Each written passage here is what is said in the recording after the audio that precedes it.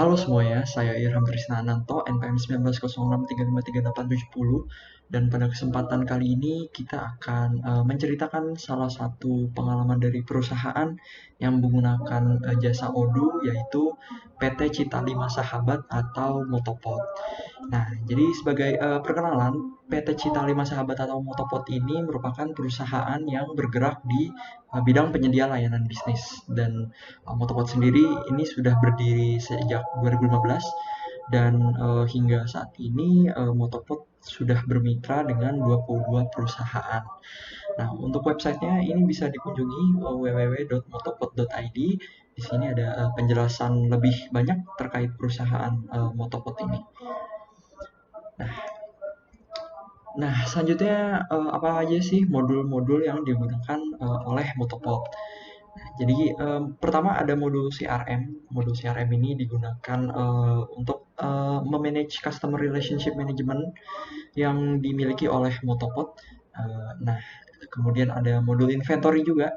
Modul inventory ini digunakan untuk mengelola produk-produk atau jasa-jasa yang dimiliki oleh Motopod. Kemudian ada modul sales. Modul sales ini digunakan untuk menjual barang atau membuat quotation, sales order, invoice, dan lain-lain. Kemudian ada point of sale. Point of sale ini mungkin digunakan oleh sisi depan dari Motopod, oleh frontlinernya uh, untuk mencatat pemasukan atau kegiatan-kegiatan yang dilakukan, kegiatan transaksi yang dilakukan.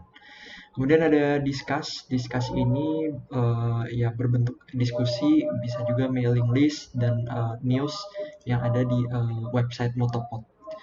Nah, kemudian ada Leave Management. Leave Management ini digunakan untuk pengelolaan karyawan, untuk apabila karyawan ingin meminta untuk pergi gitu atau izin atau cuti, ini bisa menggunakan Leave Management. Kemudian ada invoicing. Invoicing itu untuk membuat invoice, untuk membuat invoice apabila ada transaksi pembelian dari customer. Kemudian ada modul accounting juga untuk mencatat transaksi-transaksi ke dalam jurnal. Kemudian ada website juga. Nah, website ini yang kita lihat pada saat ini website Motopod menggunakan Odoo. Ini kita bisa lihat sendiri, ini backgroundnya mungkin masih Odoo. Terus kalau kita scroll ke bawah, ya ini di bagian bawah ada powered by Odoo ini. Jadi websitenya ini dibuat oleh Odoo. Kemudian ada e-commerce juga, Jadi di Motopod ini kita juga bisa beli-beli barang. Ini ada bagian shop di sini. Cuma mungkin belum dimasukkan produknya oleh Motopod sendiri. Dan modul e-commerce ini nanti akan terhubung dengan modul inventory juga. Gitu. Kemudian ada help desk. Help desk ini gunanya untuk membantu customer apabila ada kesulitan di website atau ada yang ingin ditanyakan. Ini bisa kita lihat di bagian help. Cuma sepertinya belum ada yang ditambahkan oleh pihak Motopod. Nah, kemudian ini kita bisa lihat juga ada bagian kontak us-nya. Kalau misalkan kita punya pertanyaan, bisa dijawab oleh Motopod.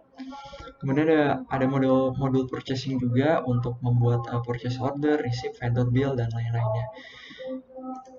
Selain itu ada modul employee juga. Ini modul employee mungkin digunakan untuk pengelolaan karyawan yang ada di Motopod. Kemudian ada rekrutmen juga. Rekrutmen itu untuk mengelola rekrutmen karyawan baru ya, seperti mengepost job, kemudian job interview dan pemberian CV dan lain-lain.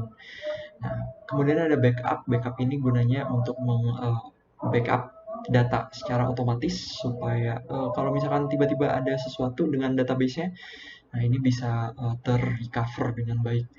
Kemudian ada modul konteks. Modul konteks ini untuk menyimpan kontak dari berbagai macam jenis seperti customer, vendor, dan partner.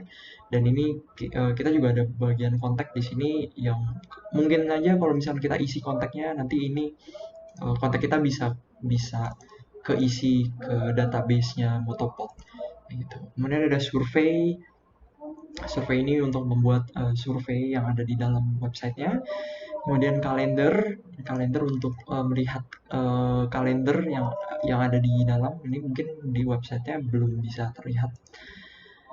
Dan selanjutnya ada blogs. Blogs ini digunakan untuk sharing suatu artikel atau pengetahuan tertentu di dalam website. Nah, kemudian ada slides juga. Slides ini untuk saling berbagi video, presentasi, dan dokumen. Kemudian ada forum. Ini forum di website juga bisa kelihatan. Ada forum ini digunakan untuk ya saling berbagi antar pengguna websitenya. Cuma ini mungkin belum ada forumnya, cuma ya kita bisa membuat post di dalamnya. Ini kita juga bisa membuat pertanyaan dan juga ada semacam kayak informasi gitu, kayak subscription informasi yang kita bisa gunakan. Kemudian ada live chat. Ini live chat ini digunakan apabila kita ingin menanyakan sesuatu kepada Motopod. Ini di bagian bawah ada live chat support. Ini mungkin ya bisa kita coba gunakan, tapi sepertinya belum disetting oleh Motopod. Gitu. Nah, untuk informasi lebih lanjut, teman-teman bisa mengunjungi website www.motopod.id/website/info. Ini nanti linknya ada di deskripsi di bawah juga untuk lebih mengetahui masing-masing dari kegunaan aplikasi atau modul yang digunakan. Seperti itu. Nah, sekian presentasi atau ya sharing pada kali ini. Apabila teman-teman menyukai video ini, boleh minta like dan komennya. Apabila tidak suka, boleh di dislike saja. Sampai jumpa di tutorial selanjutnya. Terima kasih.